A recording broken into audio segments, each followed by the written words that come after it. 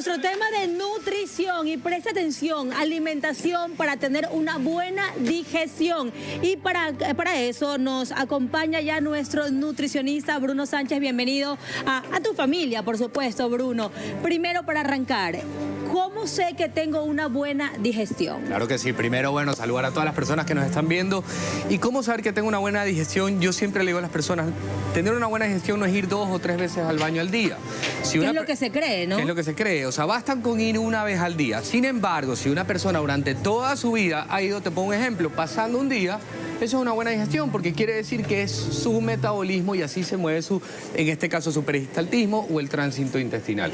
El tema está que una persona que va todos los días o pasando un día, empieza a cambiar esa frecuencia y empieza a ir a los 3 días, no va a la semana. O sea, ya cuando empieza a ver esos cambios en su movimiento o en su tránsito intestinal, ahí estaríamos llamando ya un cambio o una alteración en la digestión del paciente. ¿Y que se puede presentar por qué factores? Hay muchas causas, entre las principales estrés. Ya un estrés, personas que sufren de colitis suelen estar acompañadas o de estómago flojo, porque aquí hablamos de digestión, o también de un taponamiento tipo diarreas, ¿no? ¿Verdad? Pueden haber muchas otras causas, abuso de medicamentos, falta de fibra, hablando de la alimentación, ¿no? Falta de fibra soluble, exceso, porque muchas veces pensamos que la fibra, sin pensar cuál de ellas nos hace bien, y en este caso, cualquiera. La fibra insoluble no se diluye en el agua y eso nos suele taponar. O sea, una persona come mucha fibra insoluble, para que me hagas la siguiente pregunta, pero no toma agua, también se va a estreñir. También es un problema. Bruno, ¿qué tenemos sobre la mesa en cuanto a la alimentación?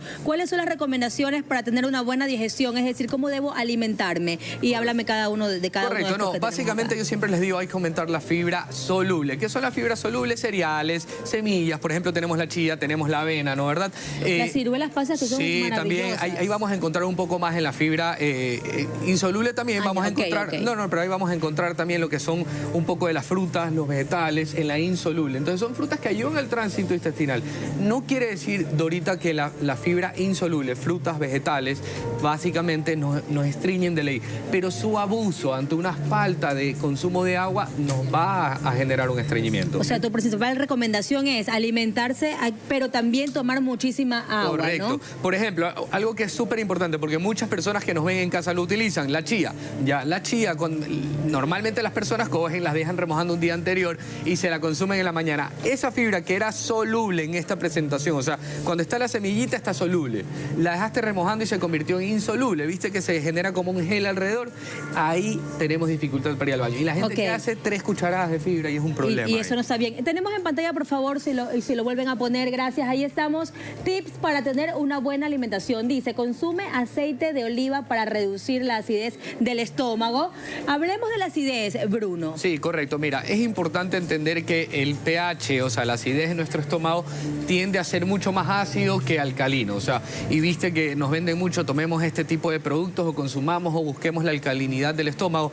¿Para qué vas a buscar cambiarle algo a la naturaleza del estómago si ahí es donde se va a generar, la destrucción de los primeros alimentos, ¿no? ¿Verdad? Es donde llegan. Entonces, si nosotros cambiamos eso, vamos a alterar todo lo que viene. Ya, entonces es mejor dejarlo ácido. Ahora, ¿qué nos ayuda? ¿Qué nos ayuda el aceite de oliva? O sea, el aceite de oliva lo que hace es un protector de la mucosa gástrica. No quiere decir, para que podamos entender lo que dice, reduce la acidez. Lo que va a generar es mejorar o prevenir una gastritis, por ejemplo. Ya en pacientes con gastritis nos ayuda porque generamos un recubrimiento sobre esa pared antes del de estómago, que llegue el alimento que le pueda afectar. O que por ahí te vas a comer un poquito de ají, te olvidaste que tenías gastritis y que el aceite ayuda a proteger y que no lastime tanto la mucosa gástrica. Pero es el de oliva, específicamente. Claro, siempre va a ser aceite de oliva y sobre todo extra virgen, si no, no va a funcionar de la misma manera. Aceite de oliva extra virgen, me gusta. El tema de los condimentos también, que es muy importante y están dentro de uno de los tips, ¿no? Dice, evita el exceso de condimentos, especias picantes y alimentos quemados para proteger tu sistema digestivo. Correcto, mira que por ahí lo vamos enlazando con lo que hablamos al primer punto, y es que es clarísimo, o sea, el exceso de alimentos procesados, el exceso de enlatados, que es lo que básicamente específicamente hablamos de condimentos, estos aliños que ya vienen preparados van a alterar nuestro sistema digestivo, no solo en estómago, sino también intestino delgado, intestino grueso, y todo eso con el paso de los años van a ir repercutiendo sobre nuestra salud, van a poder generarnos mayor inflamación intestinal o se nos inflama la barriga y no sabemos por qué. O sea, yo siempre digo, lo mejor que podemos hacer o lo más importante es tratar de consumir lo más natural posible, ¿no, verdad? Entonces, entre menos productos de condimentos, viste que ahora te venden hasta puré de tomate en un frasco, pero tienen, claro, esos productos tienen muchos condimentos, sí, ya tienen muchos conservantes y el exceso de condimentos que le pones ahí, hablamos de picantes, ¿no? Claro. De ají, hablamos de jengibre y hay personas que les hace daño. Tú has tocado un tema sobre el picante, el ají, porque muchas personas lo consumimos, pero ¿qué pasa si yo consumo mucho ají, pero antes tomé aceite de oliva? ¿Me lo respondes? Sí. Tras la pausa comercial? Okay. Ya regresamos. Dorita. Ok, continuamos con nuestro tema de nutrición y estamos hablando sobre la alimentación para tener una buena digestión. Ya nos ha dado ciertos tips con Bruno, que es nuestro nutricionista. Le dejé una pregunta establecida y después de que me responda vamos a hablar también acerca de los laxantes. Bruno, te preguntaba antes de irnos al corte, ¿qué pasa si yo consumo mucho picante? Me gusta comer ají, pero como dice el tip de tomar aceite de oliva, yo tomo aceite de oliva y luego como mucho ají. ¿Está bien? O sea, a ver, primero hay que descartar patologías. Si la persona es saludable puede comer ají con aceite de oliva y sin aceite de oliva. Hágale pues entonces. Sí, libre demanda. Ahora, si ya es una persona que tiene alguna molestia, ¿no, verdad? Divertículos, que tiene alguna cosa así, o vámonos específicamente a la gastritis.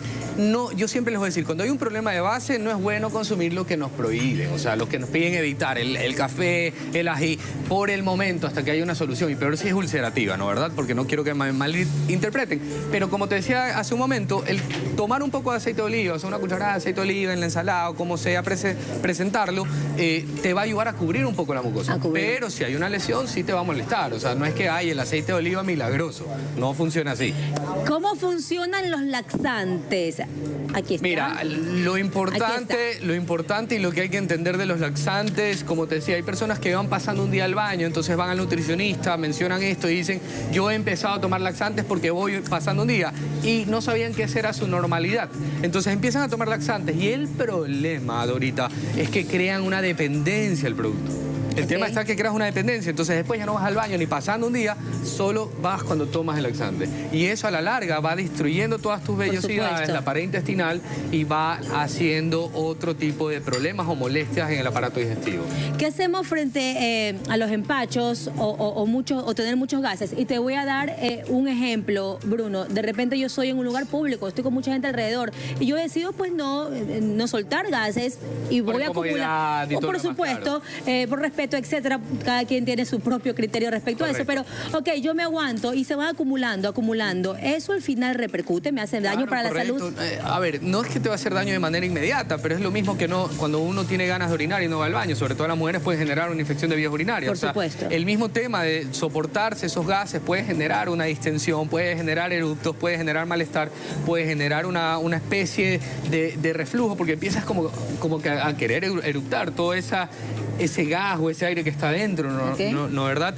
Que es normal que se genere porque las bacterias adentro de nuestro intestino están trabajando y están produciendo ciertos gases en el proceso de absorción de los alimentos. O sea, son muy normales, no es algo anormal. El tema está que, claro, como tú dices, a veces nos toca estar en una reunión y 3-4 horas no puedes hacer nada, pero no es bueno, ya no es bueno hacerlo muy seguido. Así es. Ok, ¿cuál sería la dieta, para ir concluyendo, Bruno, cuál sería la dieta que tú recomiendas para tener una buena digestión? Ok, que incluya fibra soluble, tanto soluble como insoluble, dependiendo si la persona es saludable, ¿no, verdad? Y que siempre incluya frutas y verduras. Yo siempre digo, por ejemplo, el zucchini tiene un poder buenísimo para mejorar digestión, porque tiene agua, porque tiene fibra, o sea, tiene propiedades muy dóciles. Los champiñones también tienen mucha agua y mucha fibra. ¿Y esto es de consumirlo todos los días? ¿Una vez por semana, 2 veces, todos los días? Y lo mismo el aguacate, solo que no en grandes cantidades, porque igual es una grasa que aporta calorías, pero el aguacate también te va a mover mucho mucho el intestino. Y hablando de frutas, ya Mi hay favorita. que cuidar la sandía, la sandía, la manzana, las uvas, el guineo muy ¿En verde serio? tiene las propiedades de prebióticos, o sea, es decir, pueden generarte un taponamiento, mientras que el guineo que ya está madurito va a tener una Ese propiedad sí. de probiótico, o sea, va a mover el tránsito intestinal, aportarle bastante fuente de frutos secos, ¿no verdad? Frutos secos, hablando de nueces, maní, almendras, nos aporta muchísima fibra. Y sobre todo, algo que a mí me encanta es la avena. La avena Yo la en consumo a buenas diario. cantidades, ya, porque la avena también la utilizábamos de chiquitos para engordar a los niños, en unas buenas cantidades no nos va a hacer daño a nuestra salud estética, por decirlo de una Ok. manera así, pero también nos va a dar unas propiedades Perfecto. maravillosas para la digestión y para la saciedad. Gracias, Bruno, por acompañarnos y por darnos todos estos tips para que usted en casa también tenga una excelente digestión. Gracias una vez más por Encantado. acompañarnos, Bruno. Nos vamos a un corte y regresamos con más de En Contacto. Chao.